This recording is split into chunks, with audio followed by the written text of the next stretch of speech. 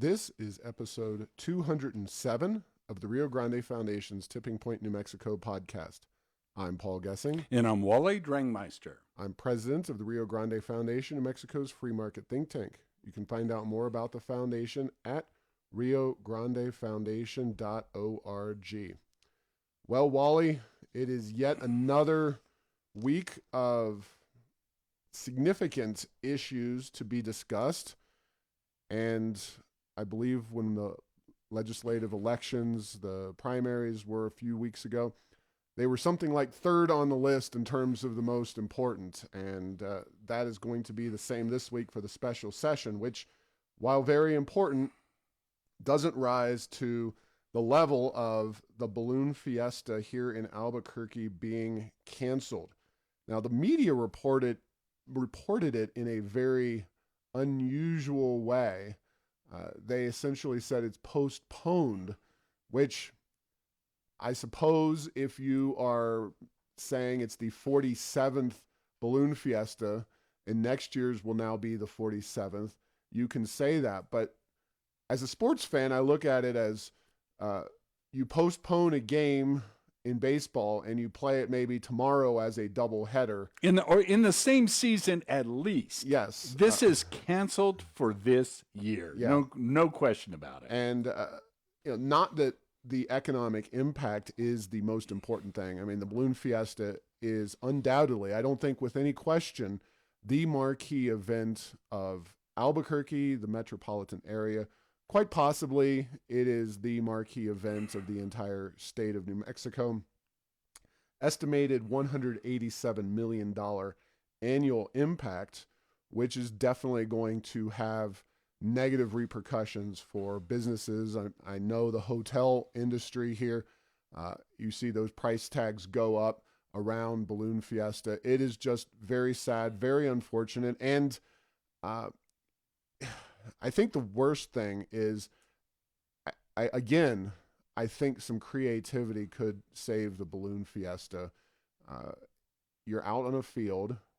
The prime difficulty as I see it with the Balloon Fiesta is strangers who are not tested potentially in the same balloon, which that is a close proximity, but you can socially distance if you have a limited number of people at Balloon Fiesta Park. I guess they didn't see it as a possibility. Yes, and I was thinking about that as well on the pluses, as you mentioned. It's outside, and it certainly, all evidence points to the fact that people outside, even those relatively close together, are not having a huge spread of the infection. Maybe on the negative side, as I was thinking about it, is that because it is the International Balloon Fiesta, you may get people from all over the world. And as this coronavirus is out there, maybe we'd get the worst strains from the worst parts of the world if somebody would come in inadvertently. So those were my thoughts about it. But bottom line is it's very very sad that this is happening. You know, it's the premier event. As I talk to people around the country and around the world about, oh, you live in New Mexico, there's a few things that come up. Oh, Santa Fe's wonderful. The Balloon Fiesta is great. The Roswell Alien and Breaking Bad. I mean, it's in the top 5 things that people will bring up. And from a economic point of view, as you said, man, the hotels are hurting, the restaurants are certainly hurting, and that would be just something else that the major influx of that. You know, it's interesting during the Balloon Fiesta, you can't go to a breakfast place in a normal year without it being packed right after the balloons go up. So a big hit for the economy of the state, and we'll see what will happen the following year. But yeah, I was with you. I never heard any discussion, and I didn't read every news account, but it didn't seem like they were working too hard on anything but to cancel it. Yeah. Postpone. Yes. A year. Paul, I'm going to postpone giving you a birthday present for about 5 more years, and then I'll give you one, okay? Oh, thanks, Wally. I appreciate it. Just a postponement. Yeah, just a postponement, not a cancel.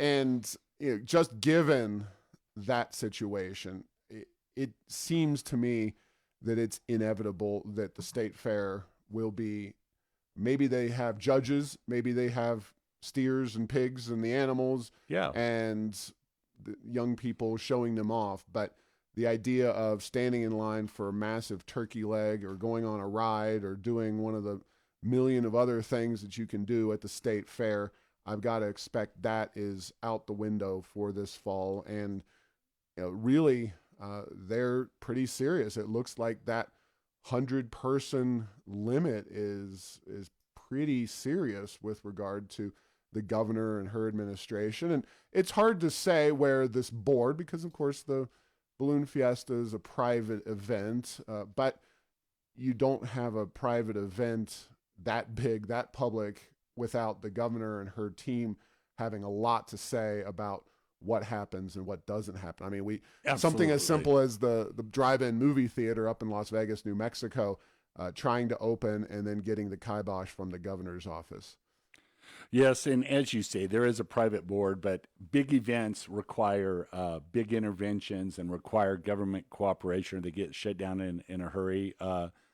Zozobra is another one that it sounds like they might do virtual Zozobra, where they might burn them with a camera there and you can watch them on TV. I don't know. Maybe I would just watch last year's and wait till it actually happened live again. But the bottom line is, New Mexico is very serious about its events, and we are seeing them fall by the wayside, at least for this year, in pretty big numbers. Yeah, and unfortunately, there's a lot more to discuss about this particular issue. First and foremost, on Friday, within the scope of everything else going on, the special session, et cetera, the governor did not coordinate the press conference. They had another update on COVID-19. So it was David Scrace, the governor's COVID-19 guru, who had the press conference, and he had a bit of a bombshell. Maybe this is the reason, the governor's there for the relatively good news and sends Scrace out for the relatively bad news. But essentially what Scrace said is that we're going to delay any further opening from the beginning of July. The potential would have been that Friday they announce opening starting July 1 because of the holiday, et cetera. Going to try to get things done early, but they didn't. So Scrace says that at least until mid-July. And the thing there's a lot of things that stick out to me. If you go back, and I blog about it at errorsofenchantment.com, if you go to the governor's own document that was published back in April, and I put a little screenshot there, early June, phase 2. Now, if you ask, and I had somebody doing this who's trying to plan an event here, if New Mexico's in phase 2 and you call the governor's office, you get blank stares and, that kind of thing. Well, I can assure you we are not in phase 2 based on the original document. Phase 2, which was to begin in early June, says theaters may open according to guidelines, bars may reopen, and casinos may operate. Now, some of the tribal casinos, I understand, are trying to get started here on the 4th of July weekend. I don't know that the state racinos will open, but 2.5 of those are a firm no, and those are the 3 things that are laid out as dictating or delineating phase 2 opening. So we're way behind in terms of our opening based on the schedule originally provided by the governor. And in addition to that, and this is by no means an exhausted list, studio gyms like yoga and Pilates classes, amusement parks, Cliffs remains unfortunately shut down, swimming pools, unless you're swimming just laps, and my children, they enjoy going to the swimming pool, but I can assure you they are not going to the pool to swim laps. So pools for the people who most benefit from them in the summertime are closed. Entertainment centers, Main Event, Hinkle, Family Fun Center, Chuck E. Cheese, restaurants, which also have a lot of video games and stuff, bowling alleys, wineries remain shut down, and churches continue to operate at 25% capacity, which is well below restaurants and Walmarts and other big box stores. So as we've said repeatedly, consistently throughout this entire process, the whole thing is haphazard, slapdash, not based on any apparent scientific principles or perspectives. Or even consistency of any principles at some level. You'd say, why, why breweries, not wineries?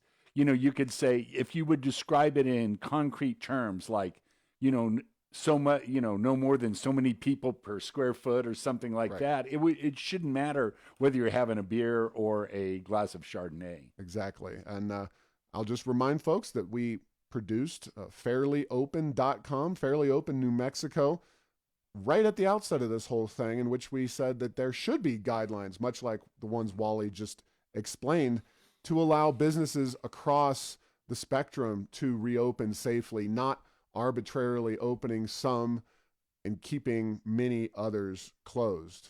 And just very frustrating to deal with. And to kind of put a capstone on it, Wally, I sent this to you this morning, the WalletHub website. And again, WalletHub does a lot of good work on a lot of different issues. They found that New Mexico is the most restricted state in the entire USA. As we often do, we come in not just 50th, heck no, we are 51st. All right. In terms of most restricted. Amazing.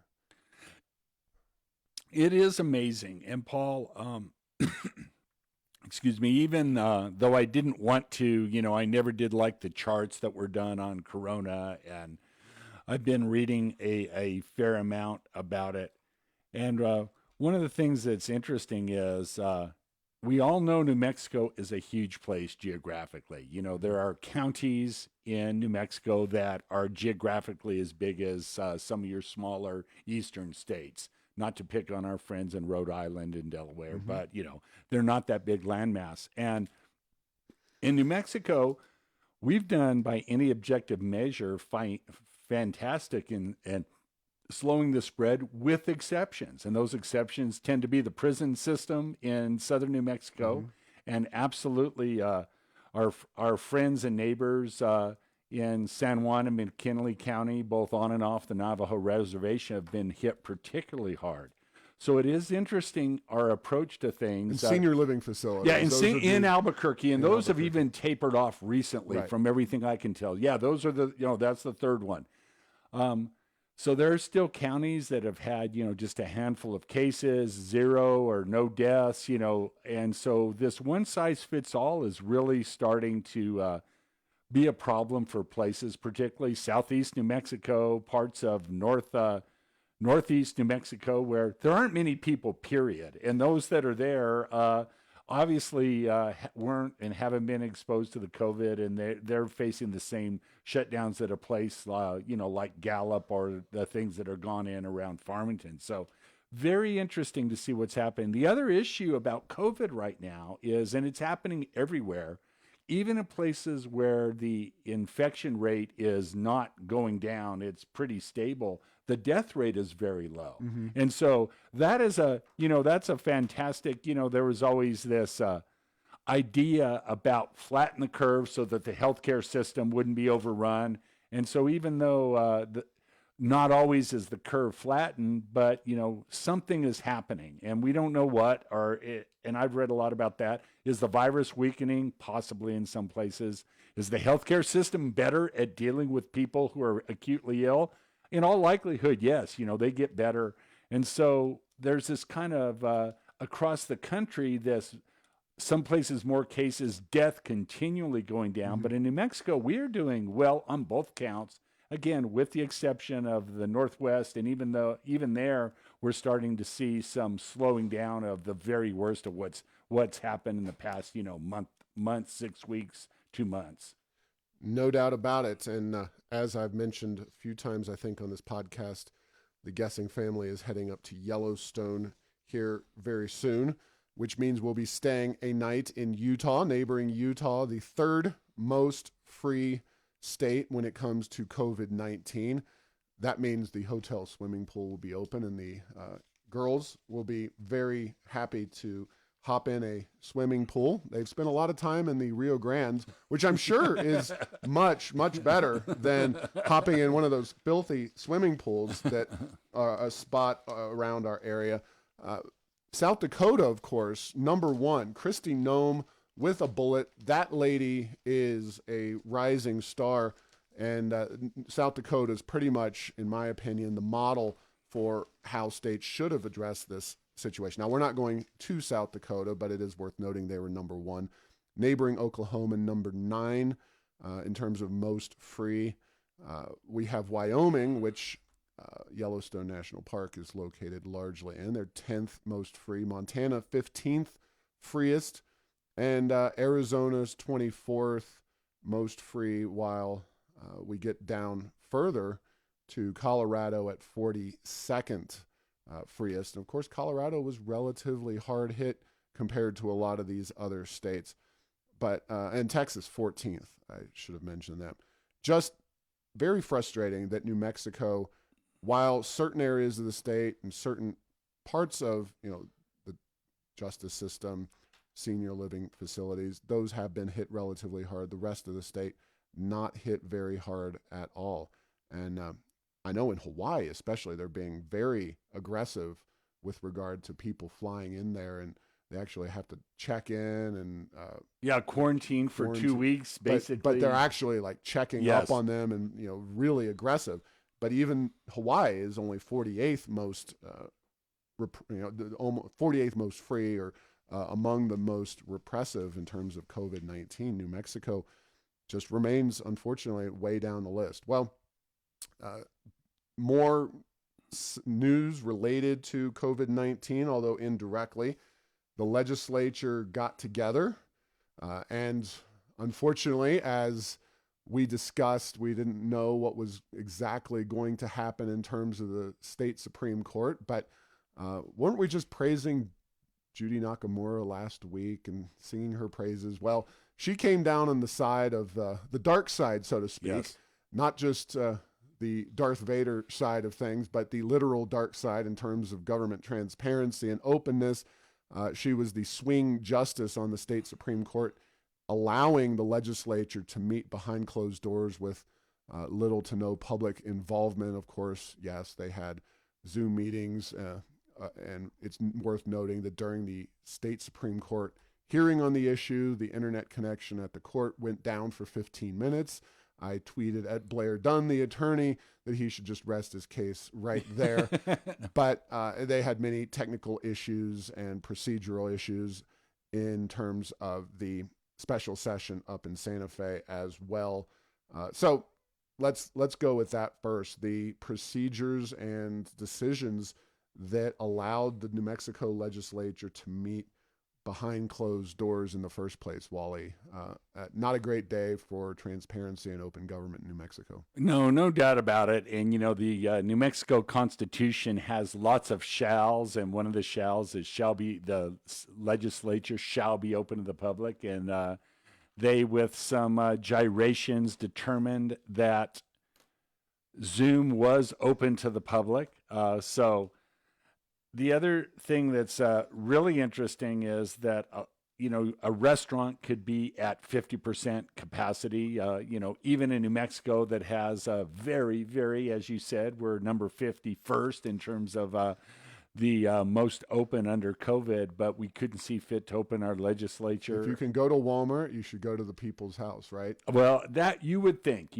So the other thing is that the special session itself was, a lot of the work was done behind closed doors and early on, and very difficult. There was a lot of legislators who particularly in one party in New Mexico, didn't see what was going on until after well into the session. And so just the ability to know what's there, reminding me of, you're going to have to pass it before you know what's in it.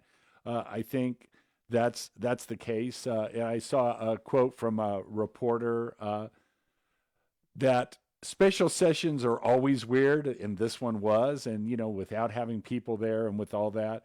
The other thing that's notable about this session was how little was accomplished in terms of structurally solving the problem. It was like, Yes, we have a Band-Aid on, but there's going to be a lot of tough calls that are now going to be required in January of this coming year.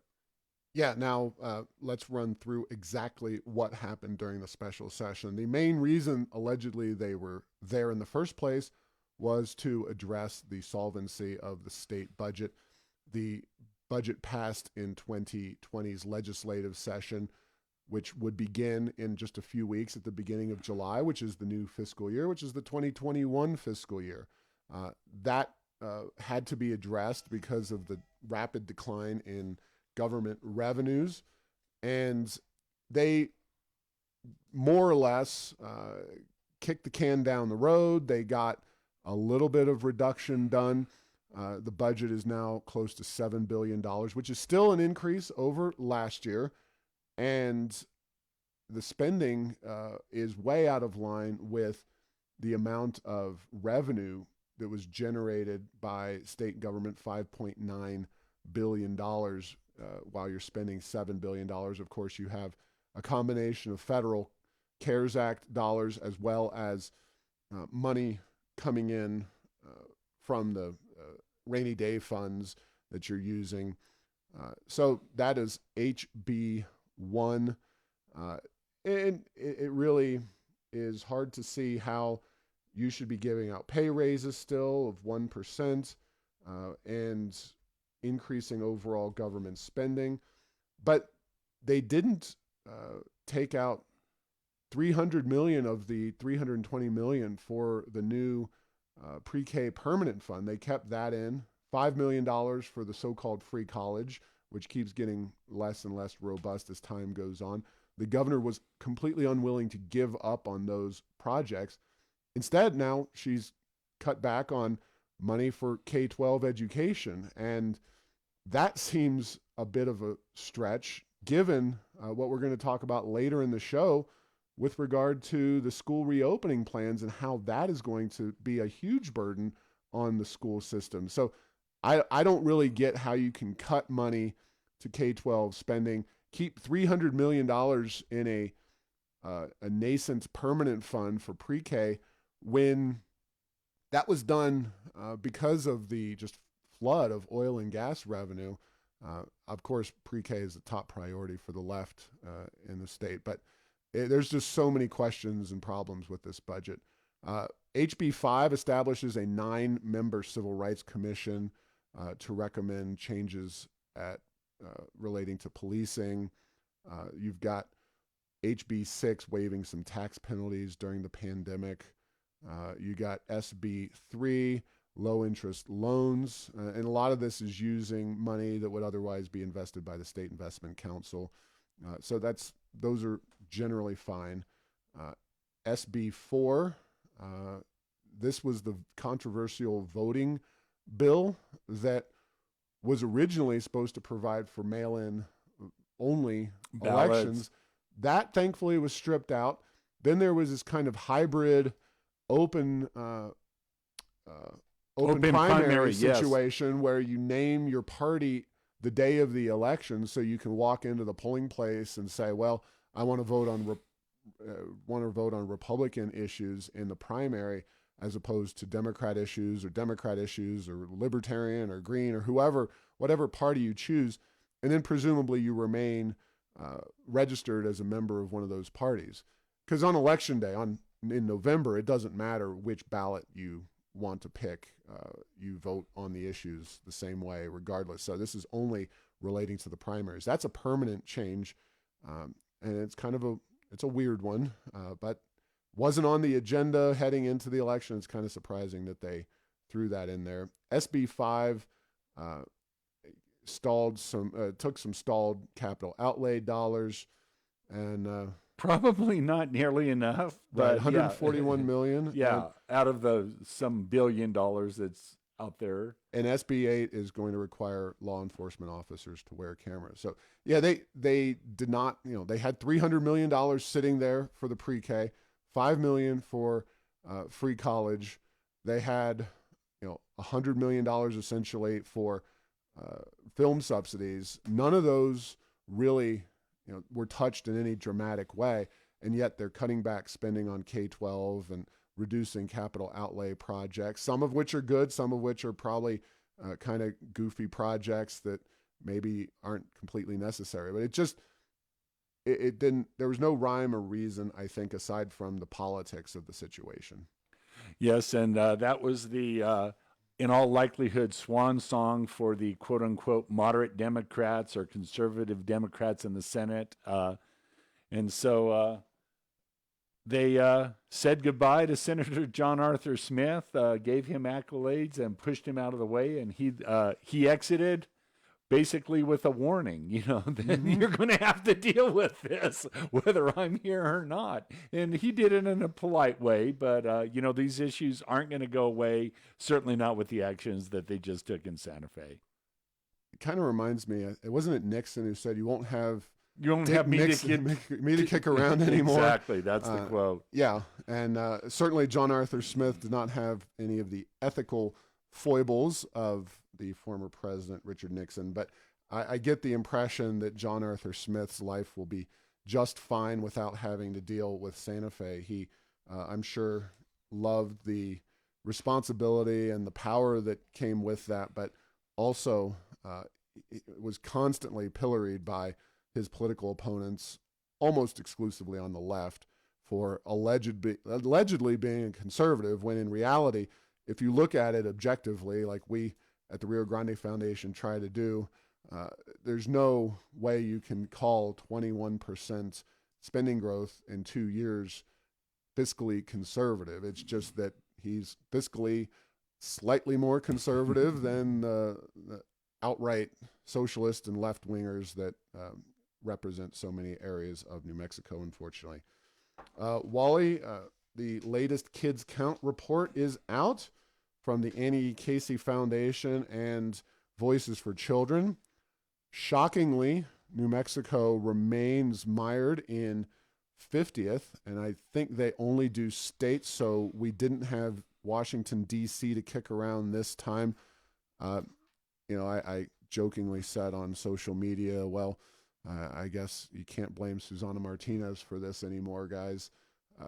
And it's not like you saw massive changes when Bill Richardson was governor, when Susana Martinez came into office. And remember, she was still dealing with largely Democrat legislatures for her entire time in office.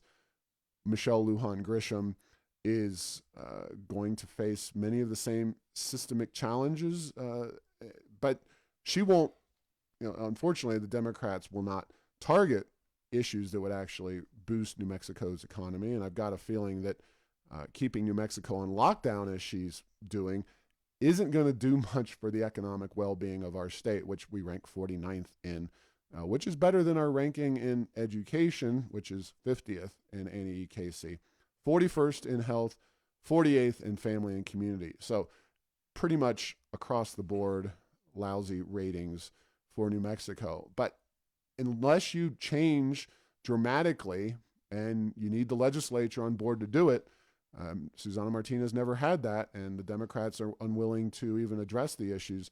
We're going to face many of these same problems, or worse problems than we had before. Yeah, and there are limits, even with a very moving to the progressive side of legislature, in terms of what you can do, how much money you can spend. In addition to just spending the money that comes in on an annual basis, they bond out certain things in state government. They have a lot of obligations, and if you get too far off of the rails with regard to that, the rating agencies rate you down, and any future borrowings that you want to do as a state are higher, and you can get into a lot of trouble with that as well. So yeah, there are breaks, but for this coming legislative session, barring quite a few Republicans getting elected in the Senate, if that does not happen, the breaks may not be anywhere in Santa Fe. They may be in the money centers of New York City and other places where municipal debt is rated and the interest rates are decided, and we'll have to see how that goes. So I just did a quick search. Of course, not surprisingly, Mississippi is second worst overall performing state in the nation. but their education, which I've talked about on the podcast recently, their educational performance rate rose to 39th, which isn't spectacular, but compared to 50th, it looks pretty darn good. And New Mississippi's made some significant reforms to their K-12 system, which New Mexico has not done. And going through them, Utah ranked very highly at number 4th, Colorado at 15th overall.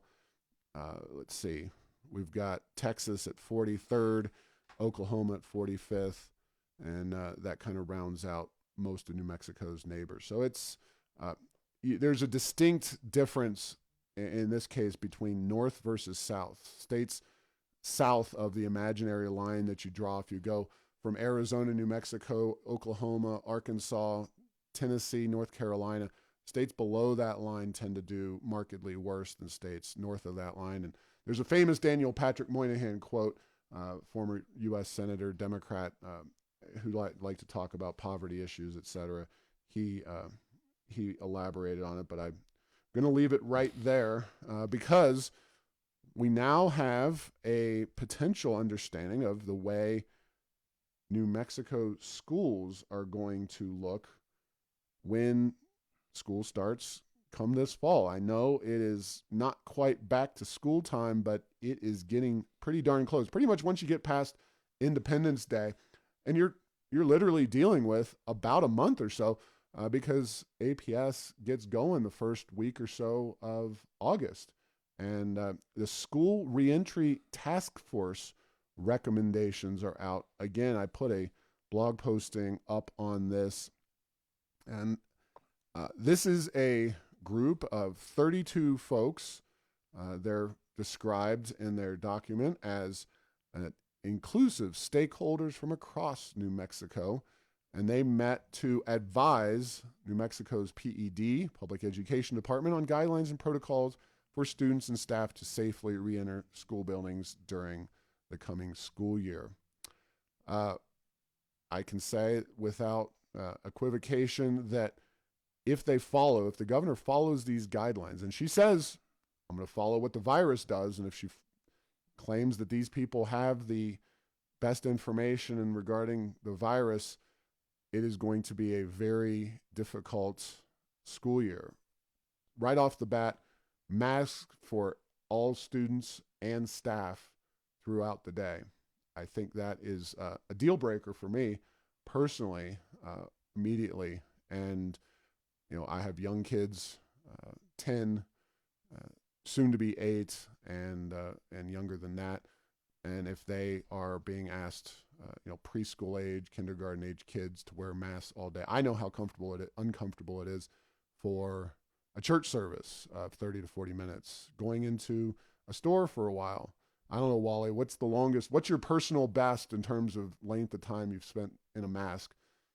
Oh, it is pretty short, probably 45 minutes. So yeah, it's going into, on an unshopping day, the times I've gone out, go to a couple stores, but certainly take it off in between times. And the other thing is that, not all that much against masks for short-term wear like that, but, there are a lot of issues that I don't see much talked about hypoxia, basically low oxygen levels in your blood, and also higher carbon dioxide levels. That hasn't been necessarily studied that much. And so, yeah, it's interesting. That is a tough one. The other tough one is, kids are kids too. They don't like social distancing. They like to run up, and it doesn't matter whether they're in kindergarten or high schoolers, to hug each other, to interact. So it'll be really interesting. And then that's a second recommendation. Yeah, they want to somehow social distance all the kids at 6 feet, which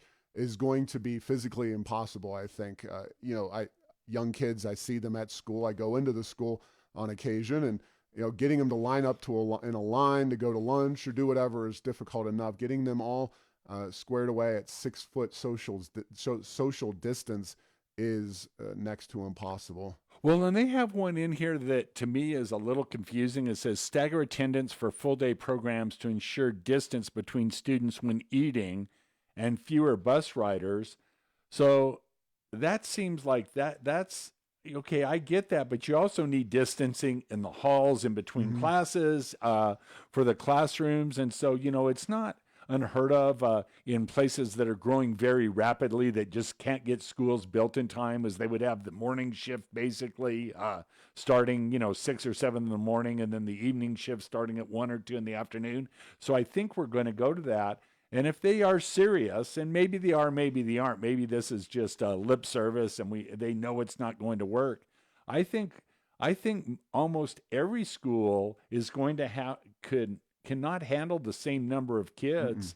And if you've ever been in a high school recently, anywhere, any state, but particularly I've been in quite a few in Albuquerque, during the time where you go from one class to the other, that's bedlam, and usually Hmm. shoulder to shoulder. So I just don't know how they're going to do that. Maybe they have a plan for that as well, but I didn't see that in this. They weren't to that level of detail in this school entry task force recommendation. Yeah, and a couple of things. One is just because wearing masks, I think Wally and I have both worn masks for 30, 45 minutes up to an hour, but that doesn't mean it is going to happen for young children. So we're not Yes. anti-maskers, I guess, to take a Or we're not term. never Never maskers. maskers, right? Yes. Uh, but kids are not going to have the discipline and interest, nor is it necessarily for their best health to be in a mask all day, just purely as kids. And are you going to be dealing with asthma issues and all kinds of things that they might have? Uh, Kids also are known to not get COVID-19 at very high rates. Certainly, you want to protect teachers, and that's a sensitive issue and a challenging one. But also, you mentioned the staggered school day and trying to spread people out. Uh, it strikes me as very expensive to run extra buses, potentially have extra teachers or extra school hours open. The logistics are quite challenging. And And if you're serious about this, the janitorial efforts compared to just, exactly. and I will say that I certainly don't have any explicit criticisms of the janitorial practices of any APS school that I've been in.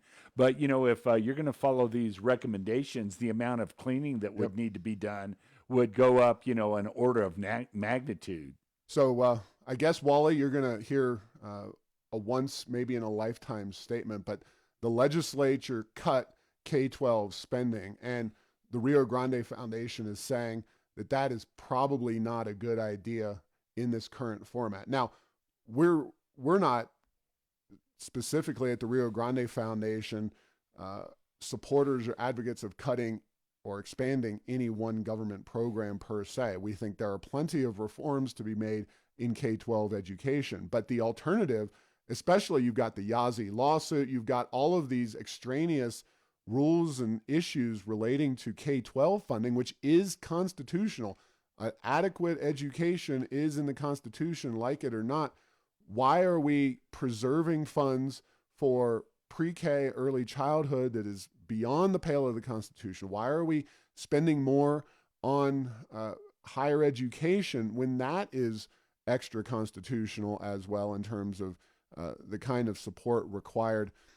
Now, this is all stated with the understanding that this is a task force. These are the governor's people, though. These are not just you and me and 20 of our best friends getting together and coming up with our folks that want to make recommendations. This is, for example, Stephanie Lee, the president of the American Federation of Teachers of New Mexico. These are principals and superintendents. This is Mary Parr Sanchez, president of the NEA of New Mexico. These are Bill Sewells, chairman of the Senate Education Committee and a high school teacher in Las Cruces Public Schools.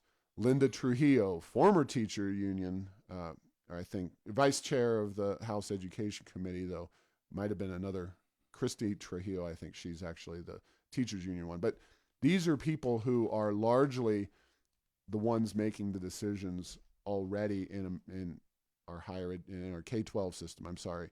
And the fact that the governor could ignore some or all of these recommendations, it's a reality. But will she?